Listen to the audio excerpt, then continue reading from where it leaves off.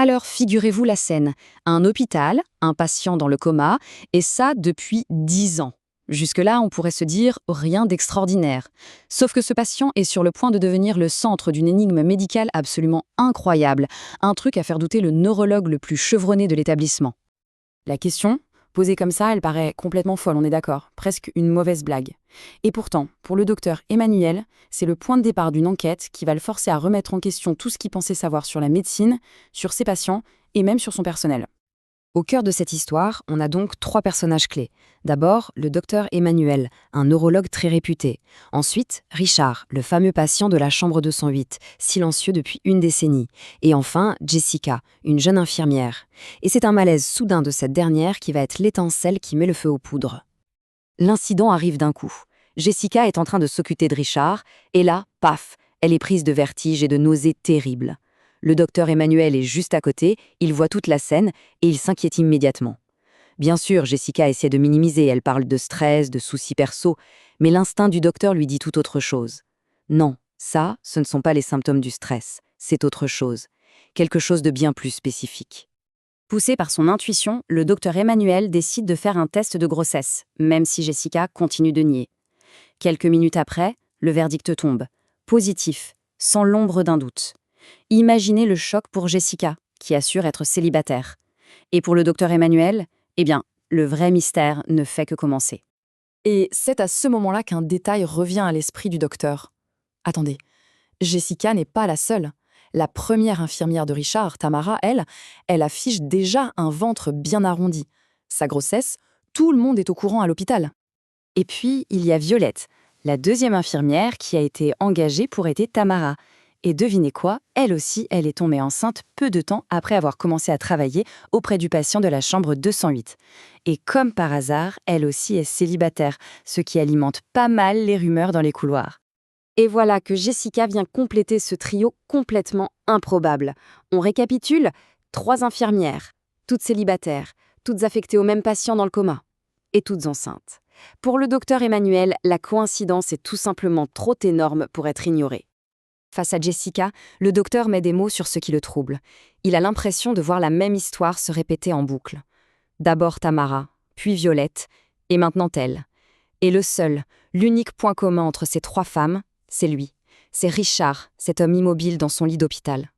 À partir de là, le docteur Emmanuel passe en mode détective. Il commence à assembler les pièces du puzzle.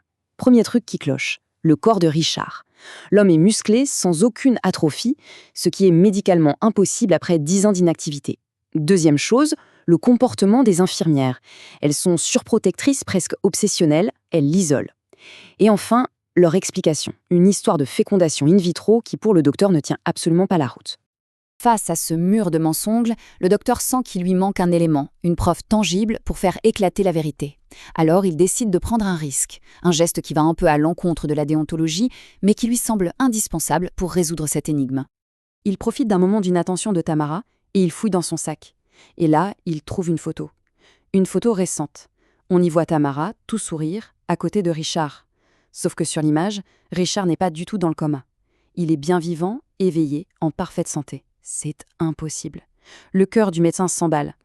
Cette photo, c'est la clé. Le docteur Emmanuel appelle immédiatement sa consoeur de l'hôpital d'origine, celle qui avait organisé le transfert. La réponse qu'il reçoit confirme ses pires craintes. Le vrai patient, celui qui est réellement dans le coma, a été envoyé dans un tout autre établissement. L'homme dans la chambre 208 est un imposteur. Pour en avoir le cœur net, le docteur décide de faire ses propres examens en secret. Les résultats sont sans appel. Alors que les scanners fournis par les infirmières montraient une activité cérébrale quasi nulle, typique d'un coma profond, les siens révèlent des signaux clairs et actifs. Ce n'est pas un coma, c'est un sommeil lourd provoqué par des médicaments. Et le corps de l'homme, loin d'être atrophié, montre des signes d'activité physique régulière. Comprenant qu'il est face à une véritable conspiration, le docteur Emmanuel décide de jouer le jeu. Quand Tamara et Violette prétextent une sortie, il fait semblant de les croire. Mais en réalité, il les suit discrètement, sa voiture à bonne distance, jusqu'à une maison isolée, en pleine campagne. Il s'approche de la maison et regarde par la fenêtre. Et ce qu'il voit dépasse l'entendement. À l'intérieur, Tamara et Violette discutent avec 2 hommes. 2 socis parfaits du patient de la chambre 208. Ce ne sont pas des jumeaux. Il comprend d'un coup, Ce sont des triplés. Une fois confrontés, ils avouent tout. L'histoire a commencé des mois plus tôt, avec un accident de voiture. Richard était au volant, il a heurté un homme. Paniqués en découvrant que la victime était morte, ils ont pris la pire décision possible. Ils ont caché le corps. Mais quand la police l'a retrouvé, la peur les a poussés à élaborer ce plan insensé. Simuler un coma pour fournir à Richard un alibi en béton. C'est un engrenage. Poussés par l'amour et la peur, ils se sont enfoncés dans un mensonge de plus en plus complexe. Un relais s'est organisé. Un des frères prenait la place du patient pendant que les autres vivaient cachés. Les infirmières, leurs compagnes, géraient toute la logistique. Et les grossesses, ce n'était finalement qu'une conséquence imprévue de cette proximité. Face à cette histoire complètement folle, le docteur Emmanuel est devant un dilemme.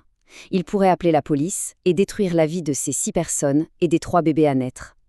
Mais il prend une décision surprenante. Il quitte la chambre, les laissant terrifiés, et revient peu après avec un homme qui lui ressemble trait pour trait. Son frère jumeau, qui est avocat. Le frère avocat élabore alors une stratégie aussi audacieuse qu'inattendue. Richard se rendra à la police, mais il ne confessera que la dissimulation du cadavre en plaidant la panique. Pour l'accident, la défense soutiendra qu'il était inévitable. Toute la mascarade de l'hôpital restera secrète. Et grâce à ce plan, Richard évite la prison et n'est condamné qu'à des travaux d'intérêt général. L'histoire se termine donc sur une note plutôt positive pour le groupe, qui peut commencer une nouvelle vie. Mais ça nous laisse avec une question complexe. Le docteur Emmanuel a-t-il bien agi ? En choisissant la compassion plutôt que la loi, a-t-il rendu une forme de justice plus humaine ou a-t-il franchi une ligne éthique dangereuse en dissimulant une fraude médicale majeure ? La réponse, honnêtement, n'est pas si simple.